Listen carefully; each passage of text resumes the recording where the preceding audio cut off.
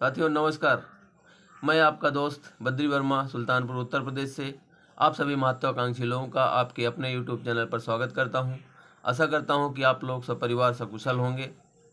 RCM business लोगों की समझ में नहीं आता है, एक बार में नहीं आता है, दो बार में नहीं आता है, कई बार बताने के बाद भी समझ में नहीं आता है। क्यों नहीं आता है, आज मैं इसी विषय पर चर्चा करूँगा, तो वीडियो में अंत तक बने रहें। चैनल पर अपना प्यार बनाए रखने के लिए आप लोगों को बहुत बहुत धन्यवाद। तो आरसीएम बिजनेस में कुछ कमियां हैं जिसके बारे में हम आज बारी बारी चर्चा करेंगे। पहली कमी है, यह बिजनेस आपके पास आपके घर पर चल कर आता है और कहते हैं जो आपके पास आसानी से आ जाता है लोग उसकी कदर नहीं करते हैं। देहात में कहावत है, घर की मुर्गी दाल बराबर।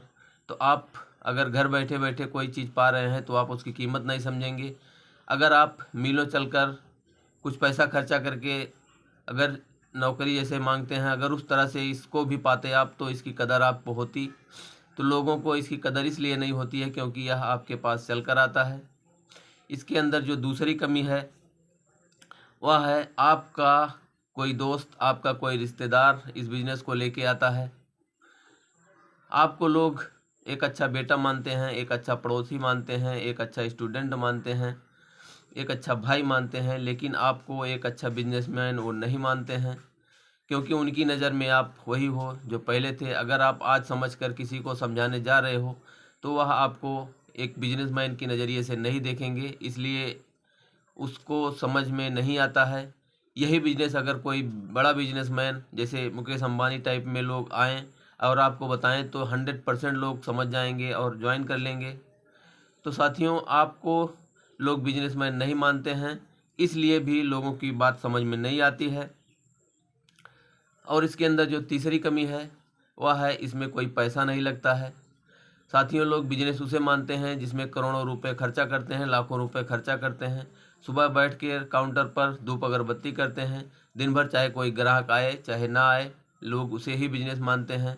अगर कोई टर्नओवर नहीं हो रहा है तो उसे आप बिजनेस कैसे कह सकते हैं। लेकिन लोगों की नज़र में बिजनेस वही है जहाँ पे लोग पैसा खर्चा करके बैठते हैं। वहाँ से उनको कितना इनकम हो रही है ये मायने नहीं रखता है, लेकिन लोग जब तक ज़्यादा पैसा खर्चा करके कुछ करते नहीं हैं तब तक उसे बिजनेस नहीं मानते हैं। लोगों की बात समझ में ये भी नहीं आती है कि बिना पैसे का भी कोई व्यवसाय हो सकता है, इसलिए भी लोग इसको ठुकरा देते हैं। तो साथियों, इसमें चौथी कमी जो है, इसके शुरुआती दिनों में इनकम बहुत ही कम आती है, ना के बराबर आती है। किसी का 50 रुपये, 100 रुपये, 200, 500 रुपये आता है। और बिजनेस में लोग सोचते हैं कि हम बिजनेस कर रहे हैं तो कम से कम 50,000, 1 लाख, 2 लाख तो आएगा ही।